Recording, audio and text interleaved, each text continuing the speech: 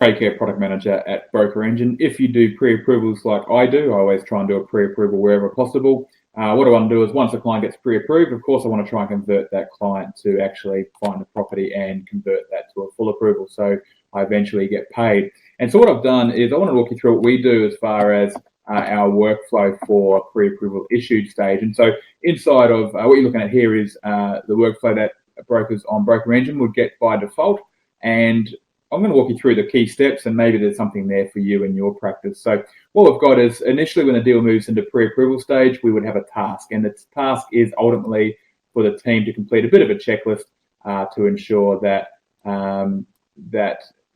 we know what the conditions are for the formal approval. We update the portal with those and just check that the pre-approval matches the requirements. Once that task is marked complete, there's a contact tag added, which is called AIP issued. And that tag triggers an SMS out via Zapier, via TriCall. So the client now gets an SMS to say, hey, you've been pre-approved, congratulations. And here is the email that comes through.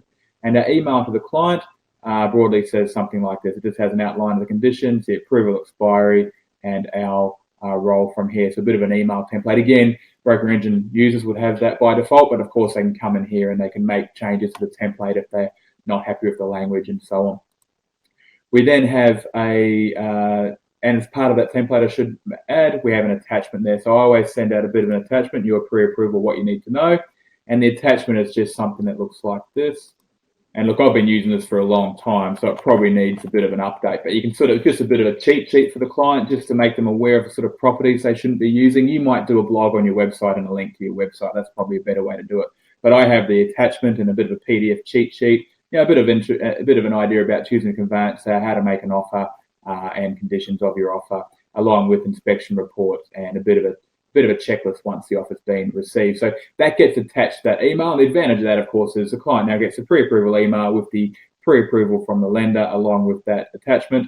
And they've now got what they need, I guess, to move forward. They've got an email from us and also a text to say congratulations, and you may call them as well. We then want to try and obviously keep the client warm and keep in front of mind. So if they've got questions, they're looking for property, they're thinking of us. So we then have an automatic delay for 3 normal days.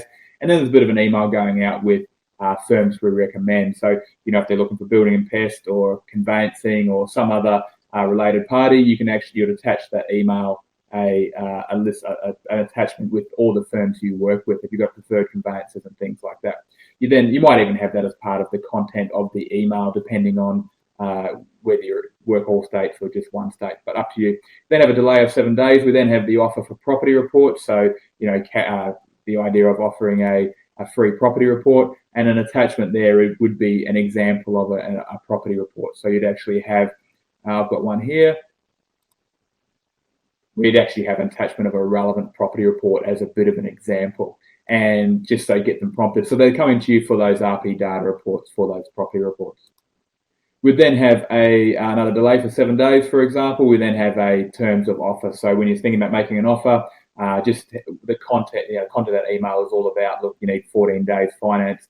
I'm sort of saying not 7. This is obviously for those states where you have finance dates, and just a bit about settlement dates and also going to auction without cooling off period. So again, it's all templated. So when you jump on Broker Engine, it's all there as a base for you to start with. You don't have to build it from scratch, but you can obviously jump in here and make the changes that you need. We then would have an email, that a 7-day delay, and then a reticular activator, or a RAS email, which talks more about referrals. Again, you might talks about referrals and the fact that, as soon as you go and start looking for a house, you start noticing other people looking to buy houses as well. Or if you've ever bought, a car, you've never seen that car before, you buy a brand new car and suddenly that's all you see on the road. Or when you're pregnant, suddenly now all you see is pregnant women around. We then have after 7 days, pre-approval expiring. So obviously what happens is at the end of the 7 days, end of the 90 days roughly, all those delays would equal somewhere close to 90 days. There's an email about 2 weeks out to say, hey, your pre-approval is expiring. Do you want to update that pre-approval now?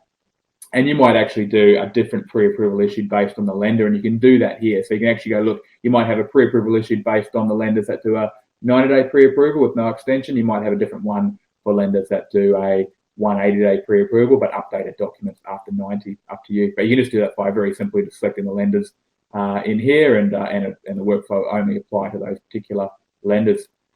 Finally, at the end, You've then got the option of a task. Are we going to extend the AOP? And if yes, we're then going to move the stage back to stage 2, prepare deal for AOP. So we'll just update that pre-approval and send it through. You could also do an automatic publish of a client portal as well, or you could also do another contact tag, and send out an SMS, email expiring or something like that. But by default, that's what you would normally get out of Broker Engine, and broadly what I use in my practice. A couple of additional final things that you might want to try is this option here, cancel pending workflow steps on stage exit. Obviously, if the deal moves on to the next stage, they've got a contract, we don't want to be pinging them about, how to make an offer or about your pre-approvals expiring and things like that. So the option there, that if this deal moves on, this workflow will kill itself. It will not continue any further steps that haven't been completed.